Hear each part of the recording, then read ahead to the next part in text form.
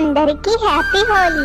మరి మనమందరం హోలీ పండుగ జరుపుకుంటాం కదా, మరి ఆ హోలీ పండుగ వెనకాలన్న కారణం మీ అందరికీ తెలుసా? మరి హోలీకి ఆ పేరు ఎలా వచ్చిందో మీకు తెలుసా?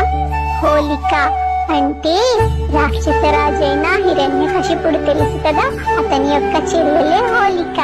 ఆమె భక్త ప్రహ్లాదునికి మేనత్త. ఆమెకి ఒక వరం ఉంటుంది అగ్నిదేవుడి వలన. ఆమె అగ్నిలో కాలిపోయినా సరే, కూర్చున్నా సరే ఆమెకి ఏమీ జరగదు, ఆమె మరణించదు.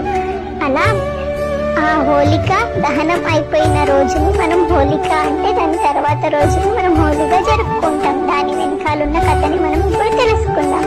హిరణ్యకశిపుడు తన కొడుకు ప్రహ్లాదుని చంపడానికి ఎన్ని ప్రయత్నాలు చేసినా విఫలమవుతాడు. మరి ఎందుకు చంపాలనుకుంటాడో మీకు తెలుసు కదా. తను పూర్వం హిరణ్యకశిపుడు అనే రాక్షస రాజు ఉండేవాడు.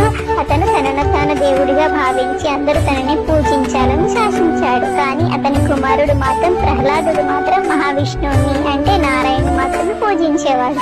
ఇది హిరణ్యకశిపునికి నచ్చదు.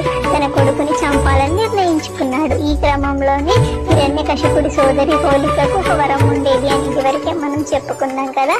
కానీ తను ఒకరోజు అంటుంది భక్త ప్రహ్లాదుని చంపడానికి ఆమె తనని ముడిలో కూర్చోబెట్టుకొని మంటలో కూర్చుంటాను, అందువల్ల తనకేమీ జరగదు, ప్రహ్లాదుడు మాత్రం మరణిస్తాడని.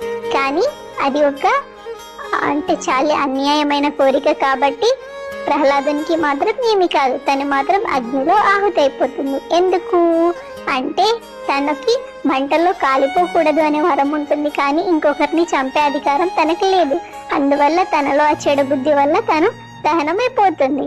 ప్రహ్లాదునికి మాత్రం ఏమీ కాదు. అందుకే హోలీ ముందు రోజున హోలికా దహనం చేస్తారు. మంటలు చెలరేగేటప్పుడు ప్రహ్లాదుడు భక్తితో విష్ణునామాన్ని స్మరిస్తాడు. ఆశ్చర్యంగా వరమున్న హోలిక మంటల్లో కాలి బూడిదవుతుంది, కానీ ప్రహ్లాదుడు మాత్రం క్షేమంగా ఉండిపోతాడు. ఈ సంఘటన గుర్తుగానే హోలీ పండుగకు ముందు రోజున మనం పెద్ద ఎత్తున కట్టెని పేర్చి మంటలు పెట్టి హోలికా దహనం చేస్తాం. అంటే మనలో ఉన్న చెడు ఆలోచనల్ని, అహంకారాన్ని, మంటల్ని కాల్చివేయాలని చెప్పేసి. మీకు తెలిసింది కదా హోలీ ఎందుకు జరుపుకుంటాము.